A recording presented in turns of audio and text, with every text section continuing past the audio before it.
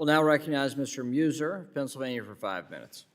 Thank you very much, Mr. Chairman. Certainly thank all of our witnesses for all of your time here today. So China is characterized in many different ways as a competitor, a rival, authoritarian, adversary, and I guess we'll see over the years what it will be characterized by us moving forward.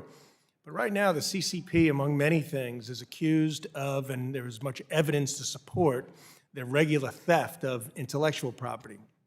So recently, FBI director stated that the Chinese government poses the biggest long-term threat to our economy and national security of the U.S., of course. He described a lawless, stop-at-nothing China government agenda to steal IP. So, Mr. Xu, in your judgment, is the Biden administration, are we treating this as seriously as we should be? The issue of IP theft? Yeah. I believe so. I believe it certainly had attention in the prior administration. I haven't seen that wane. The challenge is it is a very hard problem to solve because the institutions to deal with it are in the law enforcement realm, and once that IP has been purloined, it's not like you can just disgorge it.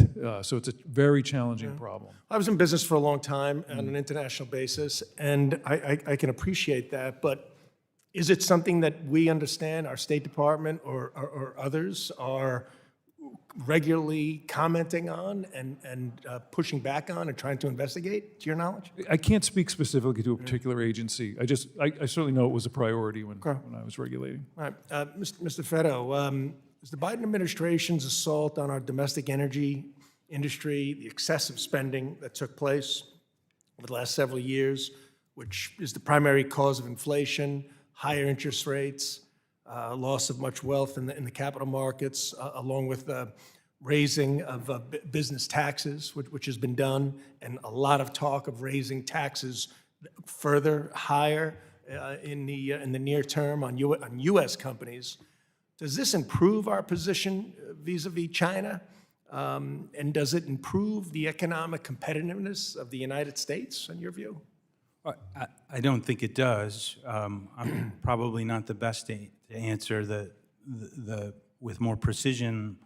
If I can just interject on your question to Mr. Ashew, I do think the FBI Director Wray is constantly talking about intellectual property theft, and the FBI, he has said, is opening up an investigation related to espionage and IP theft every 12 hours, and there are over 2,000 investigations. Yeah. So I do think the Justice Department is very focused on that issue.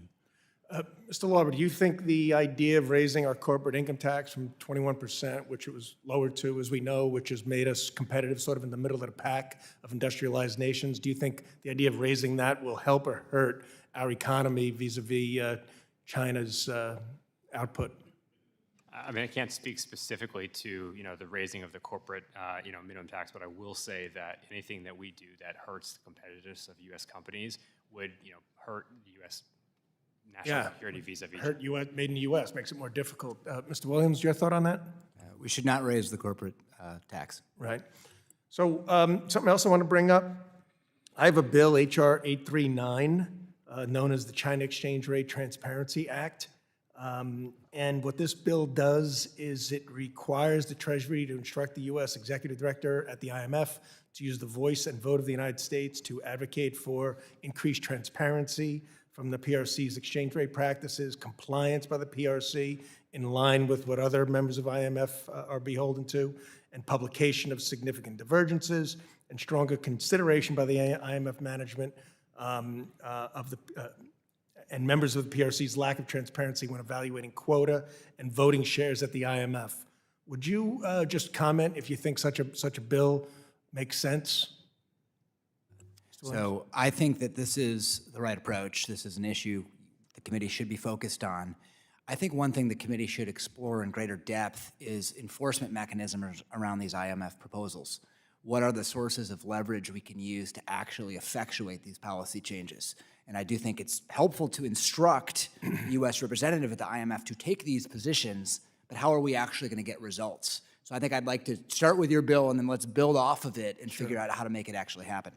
Great. Anybody else? We only have 8 seconds. Get a comment on that? Good. All right. Mr. Chairman, I yield back. Thank you.